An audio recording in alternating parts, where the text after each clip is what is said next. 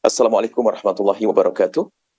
Alhamdulillah, nahmaduhu subhanahu wa ta'ala hamdan yuwafi ni'amahu wa yukafi mazidah. Ya Rabbana lakal hamdu kama yanbaghi li jalali wajhika wa azimi sultanik. Subhanaka la nusi thana'an 'alaika anta kama athnaita 'ala nafsik. Walakal hamdu walakal syukru 'ala dhalik. Allahumma salli wa sallim ala habibina sayyidina Muhammad wa ala alihi wa ashabihi wa tabi'ina lahum bi ihsanin ila yaumiddin. Allahumma ya Rabbana inna nas'aluka fahma ulama'ikal amilin wa ilhama awli'ikal salihin. A'inna ya Rabbana ala dhikrik wa syukrik wa husni ibadatik.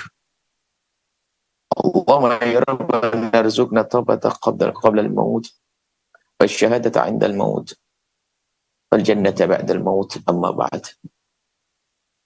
Yang sangat kami cintai, kami muliakan para perindu ridha Allah, para pecinta baginda Nabi Muhammad sallallahu alaihi wasallam. Alhamdulillah kita bisa melanjutkan belajar kita dengan merenungi mutiara hikmah atau kalimat-kalimat yang tersusun yang semoga di dalamnya penuh makna yang bisa kita fahami.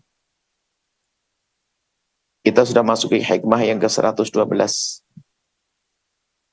Bunyinya adalah saat kemarahan menguasai seseorang akan tampak watak sejati orang tersebut. Maka berkawanlah dengan seseorang yang di saat marah ia tidak akan menyakitimu. Watak asli seseorang akan terlihat di saat dia marah.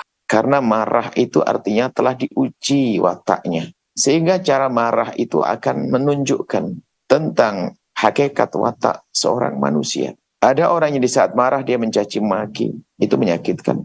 Ada seorang di saat marah dia memukul dan seterusnya, ada menyakitkan. Tapi ada sebagian orang di saat dia marah tapi tidak menyakitimu. Apakah dengan lesannya atau perilakunya? Maka terbukti kalau wataknya adalah watak yang baik. Dia tidak menyakiti. Baik hari ini atau esok hari. Ada orang marah tidak menyakiti hari ini, akan tapi merencanakan sesuatu yang menyakitkan di depan hari. Itu bukan orang yang baik. Maka jika Anda ingin memilih seorang sahabat, seorang kawan, pilihlah dia yang orang. Pilihlah dia orang yang di saat marah, dia tidak akan menyakitimu, tidak akan mencacimu, tidak akan mengolokmu, dan seterusnya. Ada satu kehebatan dari seorang manusia di saat diuji dengan kemarahan. Ia marah. Karena manusia kalau tidak punya marah, tidak sehat. Marahnya seseorang, marah bagi seseorang itu adalah hal yang wajar. Artinya wajar di sini itu semua dari manusia pernah marah dan bisa marah. Cuman bedanya antara orang dengan orang, untuk mengetahui baik tidaknya seseorang adalah sebab marahnya apa, kemudian cara marahnya bagaimana. Ada orang yang marah sebabnya nggak jelas, maka bukan orang yang benar di dalam marah. Atau sebabnya benar, tapi marahnya dengan cara yang salah, bukan benar juga dalam cara marah. Bukan cara marah itu, jika sebabnya benar, kemudian dibarengi dengan cara yang benar, yaitu panduan syariat, maka itu akan menjadi satu sifat yang luar biasa. Namanya apa?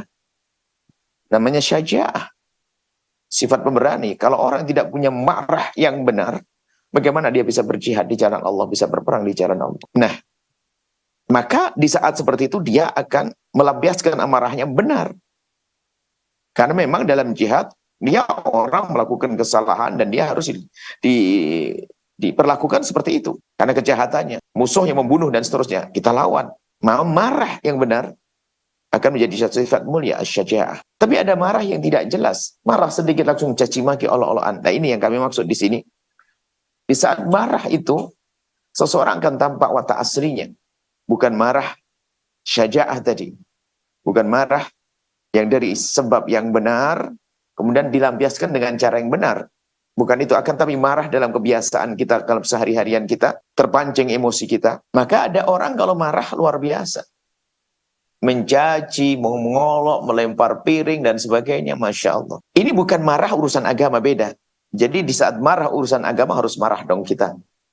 Dengan cara sesuai yang ditunjukkan, dibimbing oleh agama. Bagaimana kita marah membela agama. Akan tapi dalam kebersamaan kan kita ceritanya ingin mencari kawan. Jadi kawan-kawanmu adalah orang yang Di saat dia marah tidak akan menyakitimu. Dia marah kepadamu karena mungkin kesalahan, melakukan sebuah kesalahan, baik disengaja atau tidak. Dia marah, akan tapi marahnya tidak menyakitimu. Dia marah, akan tapi mungkin menegurmu, tidak menyakiti dengan caci maki dan olok-olok. Maka itulah watak sejati dari orang tersebut. Marah ada, bukan tidak punya marah. Marah ada, tapi dia bisa mengolah marahnya. Begitu juga harus Anda pahami bahwa kalau Anda orang baik, Anda orang benar, Anda bisa marah. Akan tapi Anda akan bisa menempatkan kapan marah dan bagaimana caranya marah. Marah kepada istri, marah kepada suami, marah kepada anak, wajar. Karena mungkin ada yang memicu amarah kita, emosi kita, kita menjadi marah. Akan tapi marahnya orang hebat adalah tidak akan melampaui batas, tidak akan menjadi sebab menyakiti. Bagaimana kebayang seorang suami memukul istrinya? Bagaimana seorang sahabat di saat marah tiba-tiba menjadi bermusuhan, berantem, dan seterusnya? Tidak sehat marahnya orang yang menyakiti. Maka di dalam memilih kawan, hendaknya diperhatikan dia adalah orang yang di saat marah tidak menyakiti yang dimarahi. Pastikan dia adalah kawan baikmu, insya Allah. Ini berlaku dalam kehidupan rumah tangga sekalipun. Kalau Nabi menyebutkan seorang wanita tungkahul mar'atu li arba'in, seorang wanita itu akan dinikahi karena beberapa hal. Disebut tentang hartanya, disebut tentang kecantikannya, disebut tentang hasabiha. Hasab, sebagian ahli tafsir hadis menjelaskan hasab adalah watak dan karakter. Yaitu tadi, kalau Anda ingin menikah dengan seseorang harus Anda mengintip berita bahwasanya dia adalah kalau emosi adalah terarah, bukan marah-marah. Sampai kadang suatu ketika ada seorang anak katanya baik, hanya gara-gara marah sedikit dengan ibunya, mencaci ibunya dan seterusnya. Mana ada kebaikan orang seperti itu? Sehingga dia tidak akan punya penyesalan. Sebab ada orang marah tidak bisa terkontrol, mencaci maki, mengolok dan sebagainya. Ujung-ujungnya menyesal. Ujung-ujungnya adalah dia menyesal. Maka dengan hikmah ini kami ingin mengajak menjadi dua orang. Pertama, di saat Anda memilih kawan dalam kehidupan Anda, baik kawan pasangan rumah tangga atau kawan-kawan dalam urusan persahabatan dan seterusnya, pastikan kawan yang Anda pilih adalah kawan yang di saat dia marah tidak menyakiti Anda. Itulah dia punya watak yang baik. Jadi di saat dia marah, dia bisa menahan emosinya. Bahkan mungkin di saat dia marah kepada Anda, dia tidak akan tampakkan dalam bentuk amarah.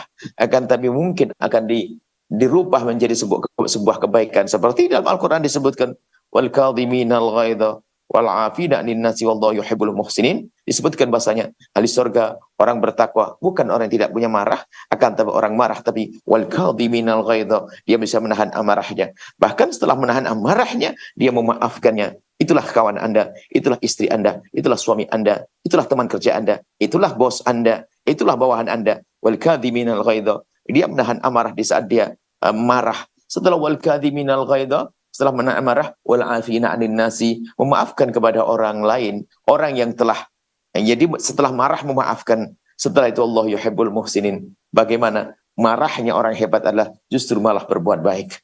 Karena apa? Dia tidak ingin menjadikan dendam. Bagaimana aku harus mendendam dengan ibuku? Bagaimana aku mendendam dengan sahabatku? Lama aku sudah bergaul dengan dia. Hanya gara-gara dia membuat aku marah. Kenapa harus aku putus? Dia mengerti. Maka wal 'afina 'anil nasi wallahu yuhibbul muhsinin. Allah senang dengan orang-orang yang melakukan kebaikan. Marah malah berbuat baik. Inilah tingkat luar biasa tinggi. Maka dari itu, pertama, jika Anda mencari kawan, pastikan kawan Anda orang seperti itu. Kemudian, jadilah Anda orang yang pantas dijadikan kawan oleh orang lain. Maka Anda harus menjadi orang yang pandai memanage emosi Anda. Anda kalau marah, manusia, Anda pasti bisa marah. Akan tetapi Anda harus mengerti kapan Anda marah, apa sebabnya marah.